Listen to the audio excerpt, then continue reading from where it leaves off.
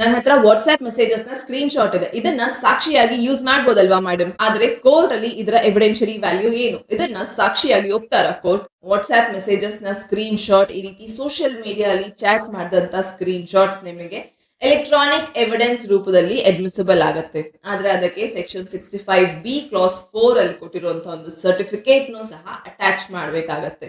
Main problem rice ಆಗೋದೇನೆ ಇಲ್ಲಿ. ಆ certificate attach ಆಗೋದಕ್ಕೆ ನೀವು ತಗೊಂಡಂತ ಸ್ಕ್ರೀನ್ ಶಾಟ್ ಯಾವ ಮೊಬೈಲ್ ಅಲ್ಲಿ ತಗೊಂಡಿದ್ರಿ, ಎಲ್ಲಿ ಮಾತನಾಡಿದ್ರಿ, ಅದೇ ಒರಿಜಿನಲ್ ಡಿವೈಸ್ ಆಗಿರ್ಬೇಕು. ಅದು ನಿಮ್ಮ ಡೈಲಿ ಯೂಸ್ ಅಲ್ಲಿ ಇರಬೇಕು. ಇವತ್ತಿನ ಜನರೇಷನ್ ಅಲ್ಲಿ ನಿಮ್ಮ ಮೊಬೈಲ್ ಕಳೆದೋಯ್ತು, ಡೇಟಾ ಲಾಸ್ಟ್ ಆಗಿದೆ, ಮೊಬೈಲ್ ಮಾರಿದಿರಿ, ಡೇಟಾ ಫಾರ್ಮ್ಯಾಟ್ ಆಗಿದೆ, ಈ ರೀತಿ ಹಲವಾರು.